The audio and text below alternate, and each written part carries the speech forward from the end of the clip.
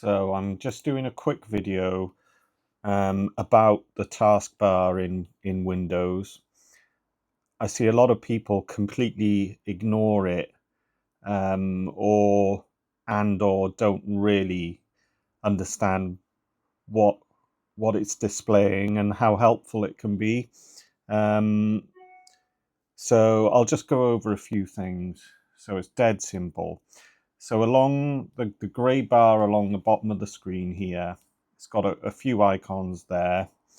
And over to the right, it's got some other icons and the clock and the date. So this little up arrow hides some inactive icons. And there are other things there that are programs that are basically running in the background that you don't really have to take any notice of.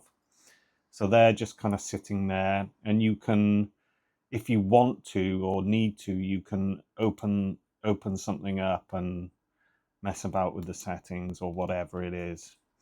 So over on the right here, you've got icons along the bottom, and you'll see that the yellow folder icon and a few others, I'll point to them with the mouse. So this one is a program I'm using. And so these three on the right have all got a dot under them, which means they are open at the moment. So these three on the right are open, and the yellow folder icon is open as well. The others are not open. So if I click on Chrome, you'll see that it's open now as indicated by the dot underneath it. So what that means is it's dead easy just to, instead of closing one window down to look in another, you can just click on the icon and it will minimize that window.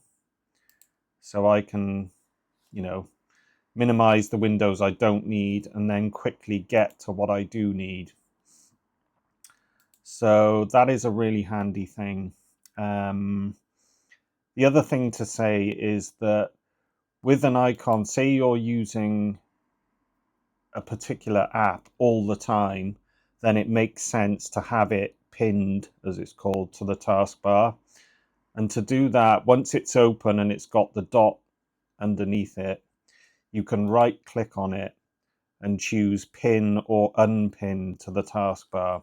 Because Chrome is already pinned and the process is a toggle, it only lets me unpin it. So if I unpin it, then when I go again, I can pin it to the taskbar. So anything that you use a lot, it's advisable for quick access just to pin it to the taskbar, and then you've got it then where you need it, basically. So with these two apps here, there's one Outlook and one Microsoft Store. I never use those, or Edge actually. So if I right click on each one and unpin them from the taskbar, that will get them out of the way and make room essentially for things that I do use. So say with this word processor here, it's open at the moment. So let's right click on it. And so it is giving me the option to pin it to the taskbar, which means it's currently not pinned to the taskbar. So if I use this a lot, I can choose to pin it there. And then even when I close the program down, let's just close it. So it's not open because there's not a dot underneath it, but the icon is pinned there for ease of access, essentially. So yeah, so that's it really. It's just a good way to have your most used apps available for quick access. And then the little dots allow you to see what is open, and they also allow you to quickly minimize or bring up what you need. So I just click to toggle it up. So there's Chrome, there's the Explorer, and there's the picture. So this little right up is an AI explanation of the taskbar. So yeah, it's just saying you can switch between apps really easily. And there's a few controls on the bottom right. You probably all know the wireless control there.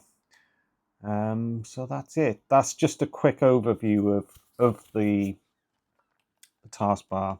If you want to add an app to it, you basically find the app and open it. So let's say I wanted this media player. I open it up, and then there's a line and there's a dot underneath it, look, to show that it's open. And then if I right click on it and choose pin to taskbar, then it will sit there then. Even when I close it, it's there for my convenience, basically. So there you go. Hope that helps. Take care. Let's do this.